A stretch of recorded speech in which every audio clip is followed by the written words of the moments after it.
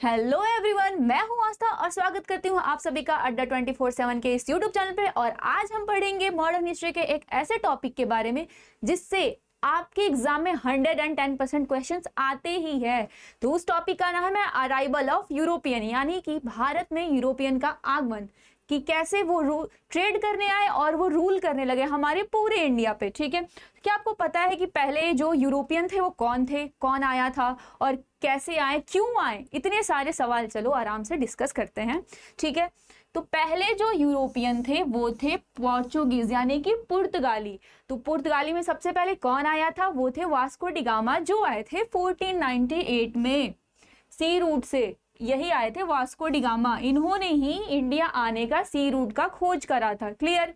बहुत लोगों को लगता है कि मतलब इंडिया का खोज इन्होंने करा था। नहीं भाई, इंडिया इन्होंने नहीं खोजा था, इंडिया तो बहुत पहले से था। इन्होंने क्या करा था, जो इंडिया आने का सी रूट है उसकी खोज करी थी इन्होंने। ठीक है, ये आए क्यों थे यूरोप से, आए क्यों थे इंडिया? तो ये आए थे काली मिर्च का व्यापार, मतलब मसाला, हमारा जो देश था अभी भी है मसालों का व्यापार में बहुत पहले था, बहुत रिच था। इसलिए जो यूरोपियंस थे वो यहाँ पे ट्रेड करने आते थे, ट्रेड के लिए आते थे, जैसे कि टेक्सटाइल, स्पाइसेस, कॉटन, सिल्क। ठीक है, तो सारे यूरोपियंस यहाँ पे ट्रेड के मकसद से ही आए थे। तो ये भी यहाँ से मसालों का व्यापार करके गए, काली मिर्च का। और जब इन्होंने जाके उसको बेचा तो 60 गुना का मुनाफा हुआ। इतना प्रॉफिट के बाद ये दोबारा भी आए थे। ठीक है, तो पोर्चुगीज आए, क्यों आए थे? ट्रेड के लिए आए थे, मसालों के ट्रेड के लिए आए थे। और इन्होंने अपनी पहली कंपनी कोची में लगाई थी, पहली फैक्ट्री जो बिठाई वो कब लगाई थी? कोची में 1503 में लगाई थी। ठीक है, और आपको पता है कि पोर्चुगीज एक ऐसे यूरोपियन थे जो हमारे इंडिया में सबसे पहले आए और सबसे लास्ट में गए, ब्रिटिश से भी लास्ट में गए ये। हाँ, तो ये गए थे 1961 में, और इनको भगाने के लिए एक ऑपरेशन करा गया था जिसका नाम था ऑपरेशन विजय, जो हमारे आर्मी के द्वारा किया गया था। क्लियर? पोर्चुगीज कौन थे पता चल गया ना। वास्को डी गामा आया कब आया था? 1498 में आया था। क्यों आया था? मसालों के ट्रेड के लिए आया था। ठीक है, इनकी पहली फैक्ट्री 1503 कोची में। ठीक है, फिर आए थे डच। और ये जो डच आए, कब आए थे पता आपको? डच किसको बोलते हैं? डच बोलते हैं नीदरलैंड के लोगों को डच बोलते हैं। और इनकी कंपनी का जो फॉर्म हुआ डच का, डच ईस्ट इंडिया कंपनी, ये बनी थी 1602 में। ठीक है, और उसके बाद से इनकी जो इंडिया में पहली फैक्ट्री लगी थी वो लगी 1605 में, जो मसूलीपट्टनम यानी कि आंध्र प्रदेश में लगी थी। कहाँ लगी? आंध्र प्रदेश के मसूलीपट्टनम में लगी। कब लगी थी? 1605 में लगी। इतना क्लियर हो गया? अब ये गए कैसे, इनका द एंड कैसे हुआ ये भी पढ़ लेते हैं। 1759 में, ठीक है, 1759 में एक वॉर हुआ, बेदारा का वॉर हुआ, जो हुआ था हुगली के घाटी पे। ठीक है, कौन सा वॉर हुआ था? बैटल ऑफ बेदारा, हुगली के घाटी पे हुआ था, तट पे हुआ था। ठीक है, कौन किसके बीच हुआ था? British versus Dutch. और इसमें डच हार गए और वो चले गए, फिर ब्रिटिश का रूल हो गया यहाँ पे। कहाँ हुआ? बेदारा में हुआ था, जो कि आपका हुगली के तट पे स्थित है। और कब हुआ था? 1759 में हुआ था, ब्रिटिश वर्सेस डच, जिसमें डच हार गए। ठीक, अब हम बात करेंगे ब्रिटिश ईस्ट इंडिया कंपनी का फॉर्म कब हुआ। तो 1599 में एक मर्चेंट एडवेंचर करके ग्रुप आया इंग्लैंड में। ठीक है, उन्होंने ही 1599 में इस ब्रिटिश ईस्ट इंडिया कंपनी का निर्माण करा था। और 1600 में जो एलिजाबेथ वन थी, उन्होंने क्या करा, उनको इंडिया में ट्रेड करने के लिए परमिशन ग्रांट कर दिया, उनको परमिशन दे दिया कि तुम जाओ इंडिया में ट्रेड करो। कब किया? 1600 में किया। और ब्रिटिश ईस्ट इंडिया कंपनी कब बनी? 1599 में बनी थी। और किसने बनाया था? मर्चेंट एडवेंचर का एक ग्रुप था, उन्होंने बनाया था। ठीक है, फिर इनके पाथ का परमिशन, मतलब पाथ टू परमिशन, इनका विस्तार कैसे हुआ? ब्रिटिश ईस्ट इंडिया कंपनी तो सिर्फ ट्रेड के लिए आई थी, लेकिन इन्होंने पूरे इंडिया पे अपना कब्जा कैसे करा, इन्होंने रूल कैसे करा, अब हम उसके बारे में बात करेंगे। तो 1608 में कैप्टन विलियम हॉकिंस, जो कि आए थे जहांगीर के दरबार में। और ये कैप्टन विलियम हॉकिंस कौन था? ये था जेम्स वन, ठीक है। इंग्लैंड के जो राजा थे, ये कौन थे? इंग्लैंड के राजा थे इंग्लैंड के राजा कौन थे? किंग जेम्स वन जो राजा थे, उन्होंने अपने सेनापति को भेजा कि भाई तुम जहांगीर के दरबार में जाओ और वहां से परमिशन लेके आओ कि हम इंडिया में ट्रेड करें। कि ये आए तो थे परमिशन लेने, पर उनको ऐसा कुछ खास प्रॉफिट हुआ नहीं, ठीक। फिर 1612 में सवाली का युद्ध होता है, जिसमें होता है अंग्रेजों वर्सेस पुर्तगाली, ब्रिटिश वर्सेस पोर्चुगीज। और इसमें ब्रिटिश ने अपनी नौसेना की ताकत साबित कर दी। मतलब ब्रिटिश ने दिखाया मुगल साम्राज्य में कि भाई हम हैं, हम समुद्री में मेरा ही ये चलता है, हम वहां के राजा है। और इसमें पुर्तगाली हार गए, ठीक है। ये हुआ था, इसे दिखती हूँ, ब्रिटिश वर्सेस पोर्चुगीज, ठीक है। कौन सा युद्ध हुआ था? सवाली का युद्ध, ठीक है। इसमें ब्रिटिश जीती थी, जीती सही नहीं लिखा यार, कोई ना, इसको लिख देते हैं, सॉरी, ब्रिटिश जीत गई थी ब्रिटिश वर्सेस पोर्चुगीज, सवाली का युद्ध, ठीक। फिर आता है 1613। तो 1613 में क्या हुआ था? जहांगीर ने सूरत में फैक्ट्री के लिए फरमान जारी कर दिया अंग्रेजों को। फिर 1615 में फिर आते हैं थॉमस रो, ठीक है। और ये इसलिए आते हैं, 1613 में तो इनको जहांगीर ने बोला कि ठीक है भाई तुम फैक्ट्री लगा लो सूरत में, लेकिन उसके बाद 1615 में आते हैं थॉमस रो, और ये चाहते हैं कि इनको फिर अधिकार मिले कि ये अपना पूरा ब्रॉडर तरीके से एक्सपेंशन कर सके अपने पूरे ट्रेड का इंडिया में। पहले कौन आया था? कैप्टन विलियम हॉकिंस आया था, जहांगीर के दरबार में आया था, लेकिन इसको परमिशन नहीं मिली थी। फिर जब थॉमस रो आया तो इसको परमिशन मिल गया। फिर 1619, उस टाइम क्या हुआ था? अहमदाबाद, वडोदरा, बहरूच और आगरा, इस सब में फैक्ट्रियों का विस्तार इन्होंने करा था, क्योंकि वहां के जो जमींदार थे उन्होंने परमिशन दे दिया था, ठीक है। कहाँ पे करा था? अहमदाबाद, वडोदरा, बहरूच और आगरा में इन्होंने अपना पूरा फैक्ट्री का एक्सपेंशन कर लिया। इधर ये एरिया हो गया, सूरत में कर ही रहे थे। धीरे धीरे उन्होंने हर जगह अपना ट्रेड के लिए एक्सपेंशन करने लगे। फिर उनका मेन सेंटर, वो तो छोटे छोटे जो फैक्ट्री वो अपना लगा रहे थे वो था, लेकिन ब्रिटिश का मेन सेंटर क्या था?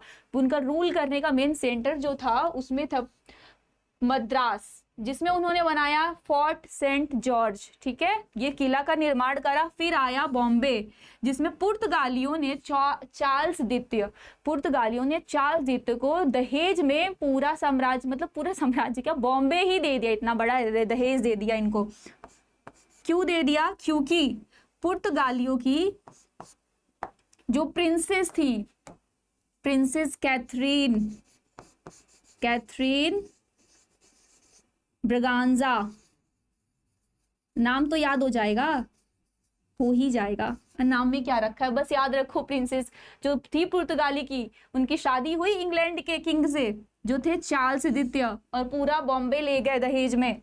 और इन्होंने क्या करा, जो बॉम्बे है उसको ईस्ट इंडिया कंपनी को दे दिया ट्रेड करने के लिए। किसमें दिया? 3 पाउंड पर ईयर, कि तुम मुझे साल का 3 पाउंड देना और तुम बॉम्बे पे ट्रेड करो। वहां वो छोटे छोटे अहमदाबाद, बहरूच, ये सारे एरिया पे वो ट्रेड कर रहे थे। यहाँ मद्रास हो गया, फिर बॉम्बे हो ही गया। फिर आता है कलकत्ता, इसको भी हम कोलकाता कहते हैं। तो क्या हुआ था, जो गोविंदपुर, सुल्तानाती और कलिकत्ता के जो जमींदार थे, जो उस टाइम के जमींदार थे, कौन थे? यहाँ लिख देती हूँ, अजीम उस शान, जो जमींदार थे, कलकत्ता के जमींदार थे, इन्होंने परमिशन, पूरा ये जो एरिया है गोविंदपुर, सुल्तानाती, कलकत्ता, इसकी पूरी जमींदारी किसको दे दी? ईस्ट इंडिया कंपनी को दे दी। और फिर जॉब चार्नॉक ने इसको मिला के क्या बनाया? कलकत्ता बनाया। इसके फाउंडर कौन है? जॉब चार्नॉक है।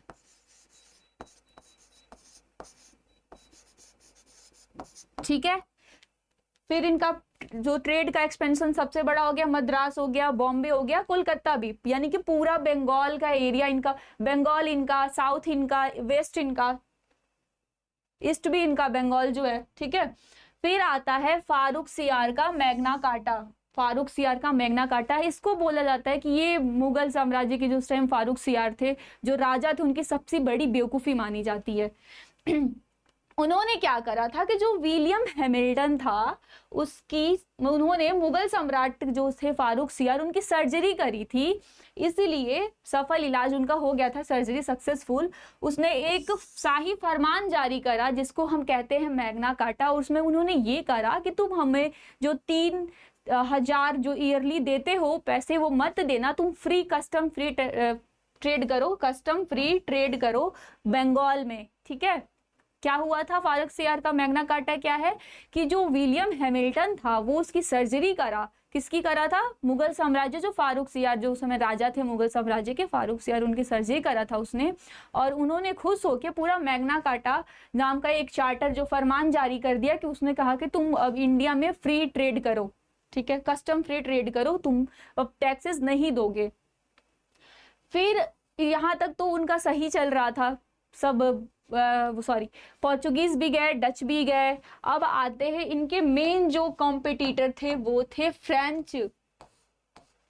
मतलब सबसे तो अच्छी इनकी लड़ाई बैटल हुई थी, लेकिन फ्रेंच जो इनके थे एकदम टक्कर के कॉम्पिटिटर थे, क्योंकि यूरोप में भी ये दोनों फ्रेंच वर्सेस ब्रिटिश ही चलता था और इंडिया में भी फिर फ्रेंच वर्सेस ब्रिटिश ही चला। ये वैसे तो देखा जाए सारे यूरोपियंस जो कंट्री है वो इंडिया में आए थे हमारे यहाँ ट्रेड करने के लिए, लेकिन जब उन्हें लगा कि ये धीरे, मतलब जो भारत है वो बहुत ही संपूर्ण देश है, या फिर सोने की चिड़िया जिसको हम मतलब हमारे भारत देश को सोने की चिड़िया ही कहा जाता था, वो तो ब्रिटिश लूट ले गए।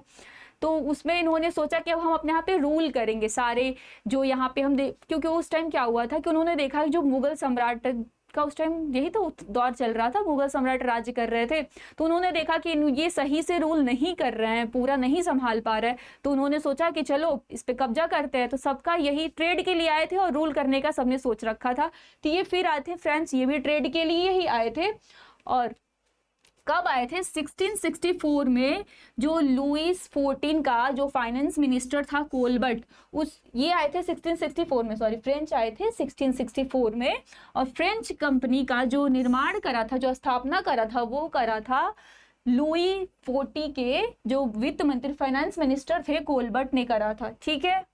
और इनका फर्स्ट बेस सबसे पहले इन्होंने जो कंपनी रखा उसको रखा सूरत में। पता है आपको, नहीं लग रहा है कि सब लोग सूरत में ही अपनी कंपनी की स्थापना कर रहे हैं? उसका एक ये रीज़न था कि सूरत का जो मिट्टी था, ब्लैक सॉइल, जहाँ पे हमारा कॉटन या फिर सिल्क, ये सारी चीज़ें बहुत अच्छे से वहाँ पे ग्रो होती थी, इसलिए सबको सूरत का ही एरिया चाहिए था, ठीक है। फिर अंग्रेजों के वर्चस्व में, और फिर मैंने बोला था ना टक्कर के एकदम कॉम्पिटिटर थे, फ्रेंच वर्सेस ब्रिटिश, यूरोप में भी चल रहा था, फ्रेंच वर्सेस ब्रिटिश इंडिया में भी चल रहा था। तो चुनौती देने वाले यूरोपीय प्रतिद्वंदी के रूप में उभरे, और इन्होंने फिर इनके बीच में हुआ युद्ध, महाभारत, जिसको हम कहते हैं कर्नाटक का युद्ध, जो हुआ था ब्रिटिश वर्सेस फ्रेंच। तो हम पढ़ेंगे फर्स्ट कर्नाटक वार जो हुआ था 1646 से 48 तक, और इसमें कौन जीता था? फ्रेंच जीते थे। क्यों जीते थे? क्योंकि इन्होंने एक ट्रीटी कर ली थी, एक्स-ला-चैपल संधि।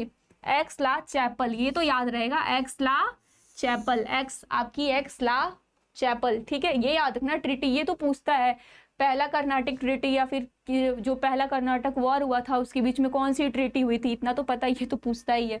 फिर सेकेंड हुआ 1749 से 54 के बीच में, और इस टाइम उसका जो ब्रिटिश था उसका नेतृत्व कौन कर रहा था? रॉबर्ट क्लाइव, जो कि एक बहुत ही चालाक इंसान था, और 500 सैनिकों के साथ इसने आगटाक पे हमला कर दिया और ब्रिटिश जीत गई। यहाँ ब्रिटिश जीत जाती है, ठीक है। थर्ड वॉर 1756 से 63 के बीच में चला था, और ये बोलते इसको वॉन्डीवॉर्स का युद्ध 1760 में और ख़त्म हो जाता है। और अंग्रेज़ों ने पौंडीचेरी पर कब्जा कर लिया, क्योंकि जो फ्रेंच के जो लोग थे, उनका जो साम्राज्य था, वो मेन एरिया उनका पौंडीचेरी था। तो वॉन्डीवॉर्स का लास्ट युद्ध होता है थर्ड कर्नाटिक वॉर, और इसमें अंग्रेज जीत जाते हैं।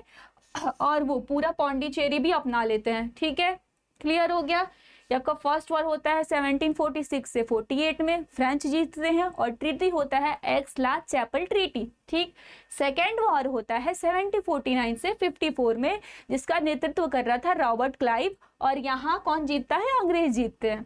फिर थर्ड वॉर होता है 1756 से 63 के बीच में, वॉन्डी वॉर्स का युद्ध, और यहाँ ब्रिटिश जीत जाते हैं और पौंडीचेरी पर कब्जा कर लेते हैं। ठीक है, अब हम देखेंगे एक टर्निंग पॉइंट। ब्रिटिश तो ऐसे लगातार जीते रहे, डच क्वाइट, पहले पोर्चुगीज है, ब्रिटिश वर्सेस पोर्चुगीज हुआ, ब्रिटिश वर्सेस डच भी हमने देखा, फिर हमने देखा ब्रिटिश वर्सेस फ्रेंच भी देख लिया, फिर बंगाल के जो महाराज नवाब थे उनसे हुआ था battle of Plassey, British versus Sirajuddaulah. ठीक है, रॉबर्ट क्लाइव उस टाइम मैंने बोला था बहुत ही चालाक आदमी था रॉबर्ट क्लाइव। आपने अगर बैटल ऑफ प्लासी के बारे में थोड़ा सा भी पढ़ा होगा तो आपको पता होगा इसने कितने धोखे से पूरे युद्ध को जीता था। तो रॉबर्ट क्लाइव जो है वो ईस्ट इंडिया कंपनी का नेतृत्व कर रहा था, और इधर बंगाल के जो नवाब थे सिराजुद्दौला वो बंगाल साइड से थे। आपको पता है क्या हुआ था 1757 के लड़ाई में? जो सिराजुद्दौला था और जो रॉबर्ट क्लाइव थे, रॉबर्ट क्लाइव ने क्या करा था, जो सिराजुद्दौला के सेनापति थे उनके साथ समझौता करके मीर जफर, और उसको बोला कि तुम मेरी हेल्प कर देना, हम तुमको पूरा बंगाल के गद्दी पे बिठा देंगे। इसी लालच में मीर जफर ने जब वहाँ 50,000 सैनिक के साथ सिराजुद्दौला पहुंचा, यहाँ 3,000 सैनिक के साथ ब्रिटिश पहुंचे, उसके बाद भी सिराजुद्दौला हार गया। उसका रीजन यही था कि उसके जो सेनापति थे मीर जफर, उन्होंने उसे धोखा दे दिया, उन्होंने अटैक ही नहीं करा। ठीक है, तो इसमें ब्रिटिश का मतलब जीत हो जाता है बैटल ऑफ प्लासी के में, क्योंकि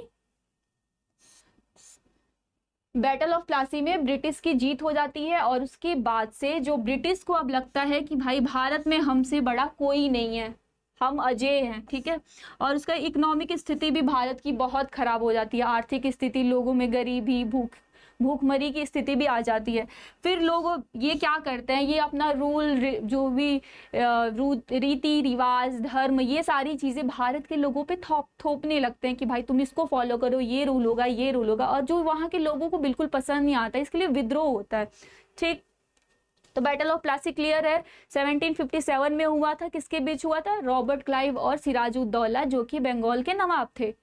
ठीक है, अब हम इससे रिलेटेड कुछ क्वेश्चन कर लेते हैं। पहला क्वेश्चन है, समुद्री मार्ग से आने वाला पहला यूरोपीय कौन था? वास्को डिगामा था भाई, 1498 में आया था, समुद्री मार्ग से यही तो आया था। फिर डचों की पहली फैक्ट्री कहाँ थी? मसूलीपट्टनम, जो कि आंध्र प्रदेश में है। 1605 में बनी थी, डच 1600 में आए थे, 1602 में इनका वो फॉर्म हुआ था। डच किसको बोलते हैं? नीदरलैंड के लोगों को बोलते हैं, जो वहां के निवासी होते हैं। 1600 में शाही चार्टर किसने दिया था कि भाई तुम ले जाओ इंडिया में ट्रेड करो? किसने बोला था? क्वीन एलिजाबेथ फर्स्ट ने दिया था, ब्रिटिश को दिया था। दहेज में कौन सा शहर मिला था? बॉम्बे मिला था। कोलकाता की नींव किसने रखी थी? जॉब चार्नॉक ने रखी थी। वो पूरा एरिया मिला के कोलकाता बनाया था, जिससे पूरा बंगाल भी ब्रिटिश के साइड में चला गया था। 1717 का फरमान का नाम क्या था? मैग्ना कार्टा, जो फारूक सियार की सर्जरी सफल हुई और उसने हमें ब्रिटिश कंपनी को मैग्ना कार्टा दे दिया था, फ्री ट्रेड का, याद है ना? फिर फ्रांसीसी का निर्णायक रूप से कहाँ हारे? फ्रांसीसी कहाँ हारे थे? तो वॉन्डी वॉश में हारे थे। कब हारे थे? 1760 में हारे थे। वॉन्डी वॉश को ही थर्ड कर्नाटिक वॉर बोलते हैं। ठीक है, क्लियर है? समझ में आया? नहीं आया हो तो कमेंट में बताइएगा, हम कोशिश करेंगे आगे आपको और इजी वे में समझाने का। Thank you for watching.